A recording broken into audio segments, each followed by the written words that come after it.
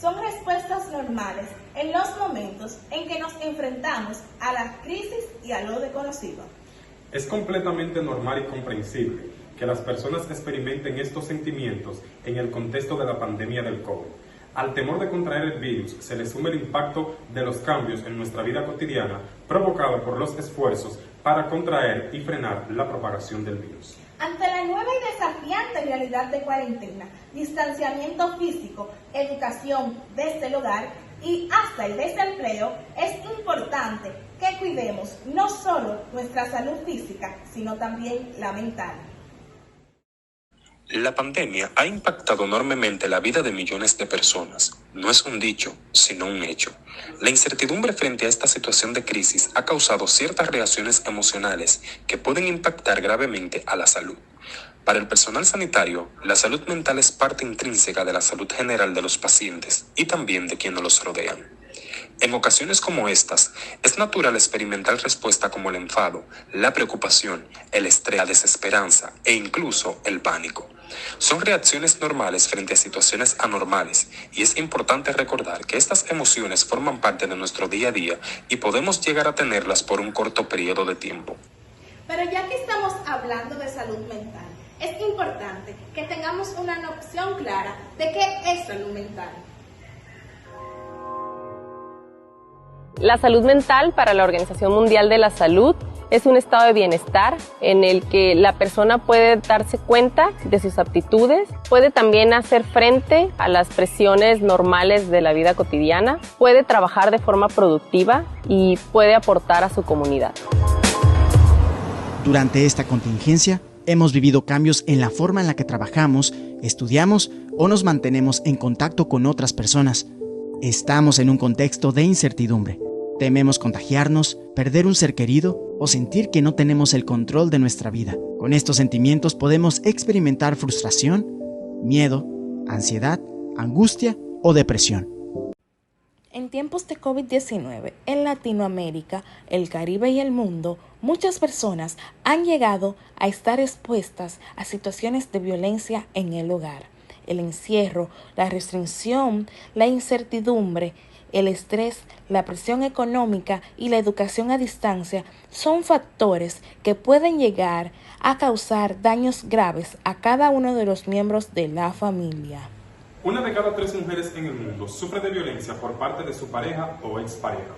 El abuso en contra de mujeres y niñas se ha convertido en algo sumamente grave para los derechos humanos. Desde el inicio de la pandemia, en casi todos los países del mundo, la violencia ha incrementado. ¿Por qué nos afecta tanto? A escala mundial, incluso antes de que comenzara la pandemia del COVID, 1 de cada 3 mujeres sufría de violencia física o sexual.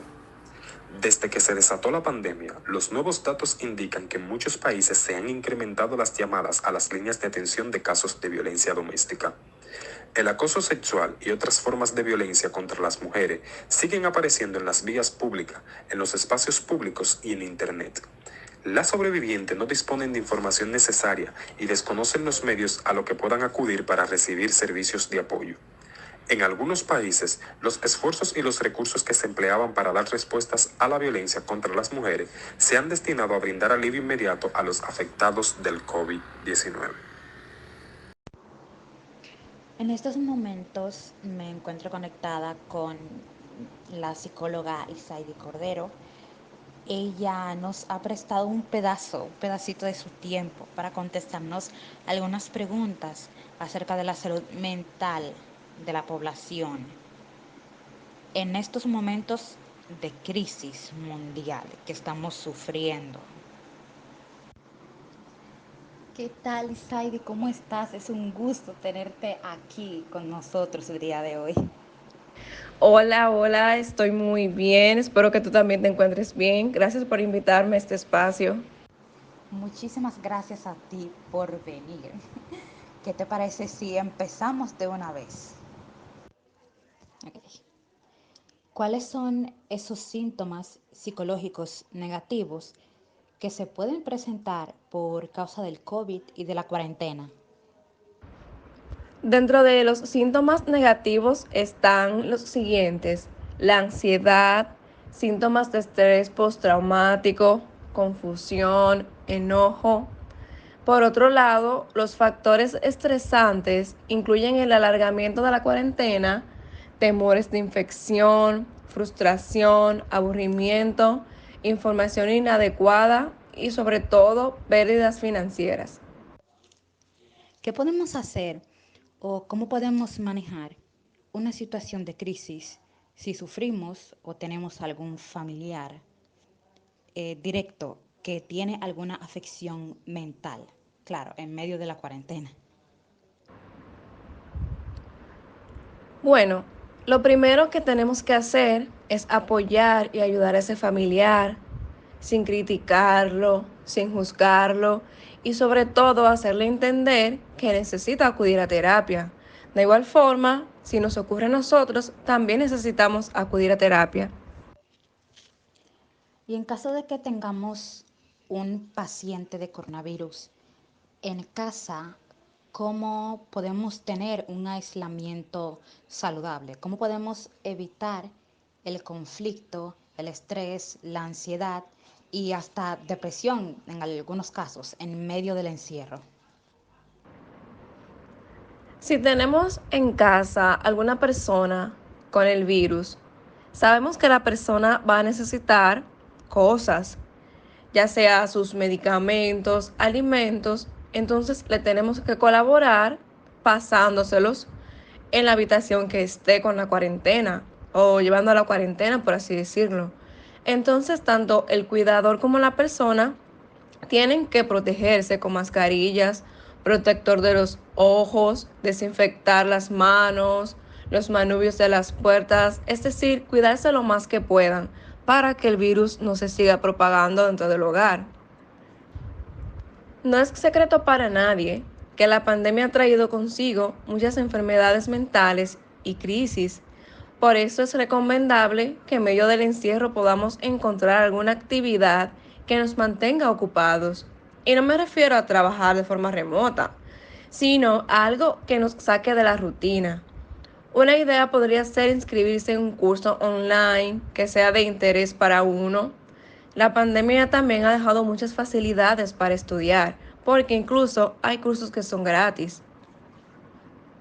Se podría optar también por aprender nuevos platos de cocina, crear recetas, todo eso.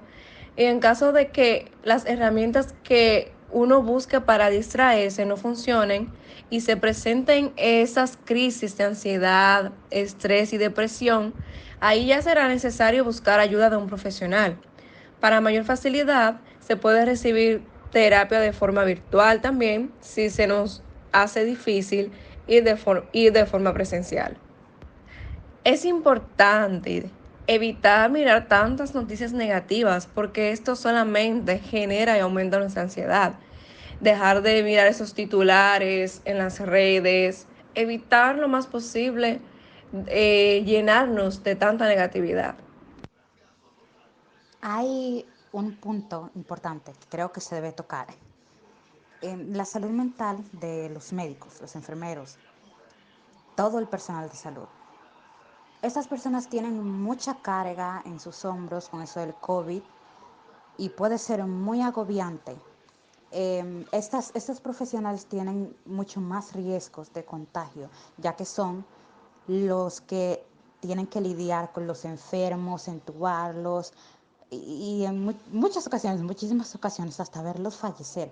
¿Cómo pueden ellos sobrellevar esta presión?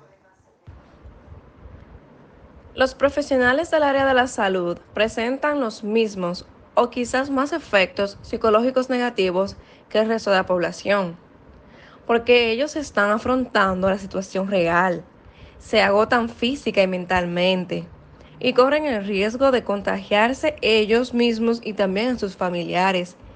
Tienen la mente en el centro de salud y también en los pendientes de su casa, porque las horas laborales son excesivas, trabajan más que antes. Una forma de que el personal de la salud pueda sobrellevar esta presión sería trabajando con todos los recursos que ellos necesiten ahí a mano. Es decir, un ambiente que cuente con los recursos disponibles para manejar la situación del virus. Pero sabemos que cuando se ocupan todas las camas y tanques de oxígeno, es casi imposible que ellos puedan trabajar, obviamente con los recursos que se necesitan, por lo que solo le quedaría tratar de adaptarse a la situación para afrontar la realidad y buscar la manera de, dentro de lo posible, poder resolver la situación. El profesional tiene que mentalizarse para reconocer que no podrá salvar a todo el mundo. Y eso no lo va a hacer ni mejor ni peor profesional. Es difícil, lo sé, pero es lamentable la realidad que estamos afrontando. Por otro lado, el profesional de la salud necesita también acudir a terapia para que el terapeuta le pueda dar las herramientas de afrontamiento del estrés, de la ansiedad y sobre todo del trastorno de estrés postraumático. La llegada del coronavirus trajo consigo la cuarentena. En muchos países del mundo, por no decir el planeta completo, se hundió en el encierro. Esto provocó un aumento de la violencia y el abuso que se puede presentar dentro de la familia.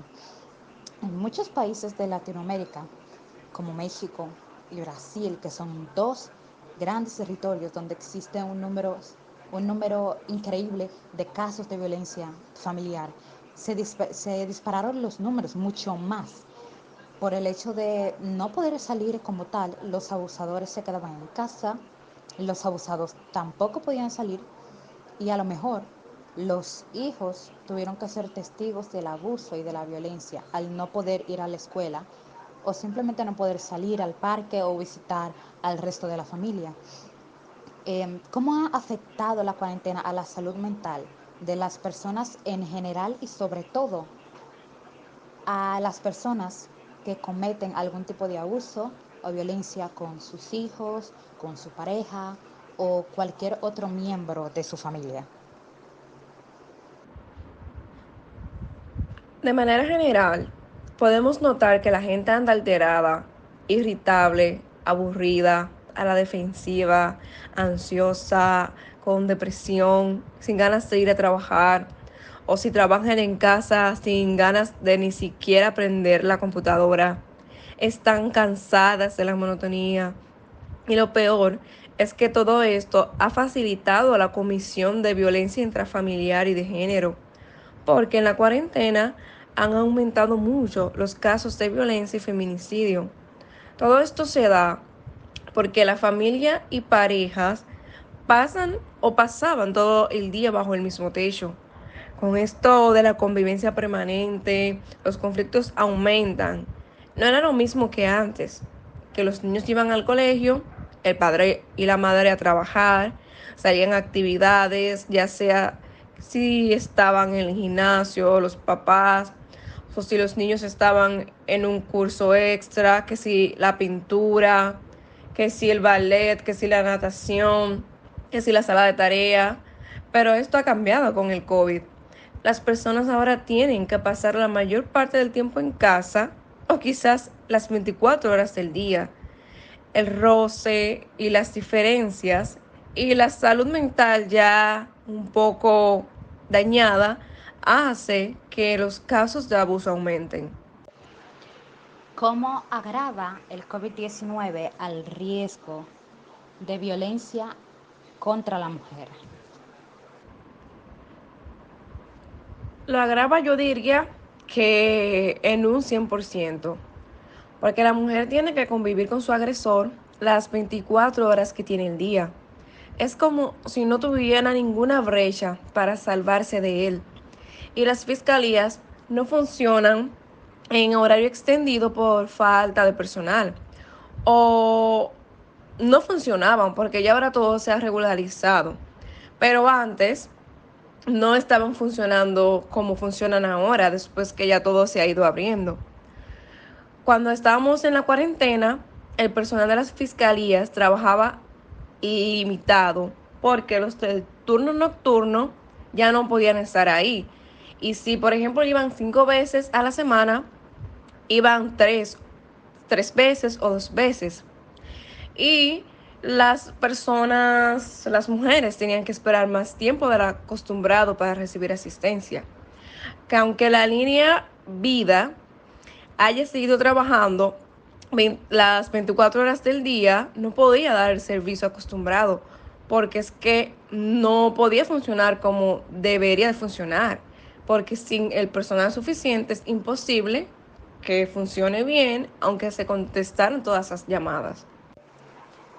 ¿Qué factores psicológicos pueden intervenir en el aumento de la violencia contra la mujer en esta cuarentena desde el punto de vista del abusador?